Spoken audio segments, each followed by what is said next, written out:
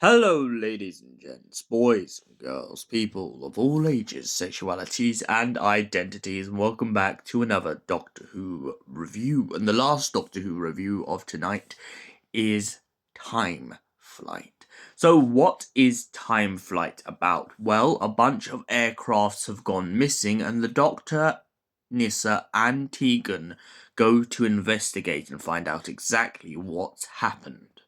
After losing Adric, this is the perfect moment for the Doctor, Tegan, and Nyssa to finally get some kind of closure and kind of a moment to kind of just relax and think about something else. So the Doctor manages to get Tegan to Heathrow, and the group finally discover that something is going wrong with aircrafts. So to investigate into the matter, the Doctor, Tegan, and Nyssa decide to take a Concorde plane to the exact point in airspace where they seem to be going missing. During this investigation, they discover that there is some sort of sorceress in the middle of nowhere that seems to be drawing all these people off course. Anyone who disobeys this sorcerer in this dimension finds themselves transmogrified into a kind of rock-like creature. The Doctor tries to awaken them, but finds himself paralyzed by this situation, in which even his companions seem to be compelled to follow this kind of path towards the sorcerer at the center of the temple. The Doctor then soon discovers that a lot of this sorcery seems to be just a bunch of wires and bits of material. To which the Doctor, of course, gets frustrated and calls the sorcerer out, calls him a charlatan, a liar, a joker, a jester to the real power of magic. Soon the sorcerer reveals themselves to be none other than the Master. We meet again, Doctor. Master reveals that he has been taking geniuses and individuals all in order to power his kind of nuclear device. He's also using some sort of celestial bodies that have been contained and trapped inside a kind of pyramid to essentially allow himself to come up with a sort of super weapon. Once the Master's plan begins to fall through and the Doctor be able to break their control by pulling out parts of the circuit and using the TARDIS against the Master, the Doctor finally manages to figure out a way of overcoming the Master's power and bringing everyone back to being awake.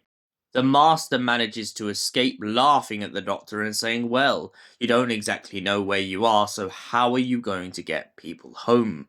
But the Doctor manages it anyway. He manages to break some sort of force field, free the entities that have been trapped inside of the device, and allow everyone to be retransported on the Concorde back to Heathrow.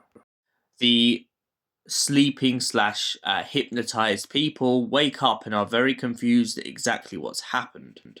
The Doctor manages to explain most of the situation to them to the best of his ability, but then leaves them to get on with the rest of their day. The Doctor then returns to the TARDIS, leaving Tegan behind to explore as much as she wants of Heathrow. After all, it was where she was trying to get to in the first place. But after the mess of everything that's happened, she soon decides that maybe, just maybe, it's time that she rejoins the TARDIS team. Maybe not quite yet, but she will eventually. So, Time Flight. What do I give this story out of 10? Well, I did like the kind of beginning of this story with the Master, which we don't know as the Master straight away, as the Magician. However, I do feel like this is one of the worst disguises, and I'm going to put my hand up to this, so please slate me in the comment section if you want to, but personally, I feel like this is the worst disguise the Master has ever done. I mean, the fact that he couldn't even be bothered to properly come up with some kind of magician's trick that all the technology was like wired into, it just to me felt like an absolute fail on his part.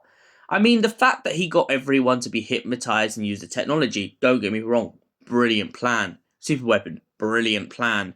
But the fact that he used this really ghoulish, really I don't know how to explain it.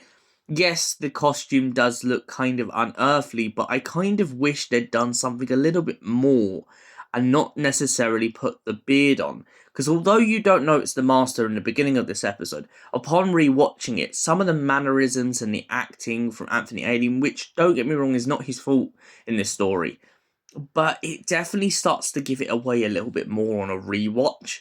Whereas I feel like the first time you watch it, you definitely fall for this kind of trick that this guy is a magician.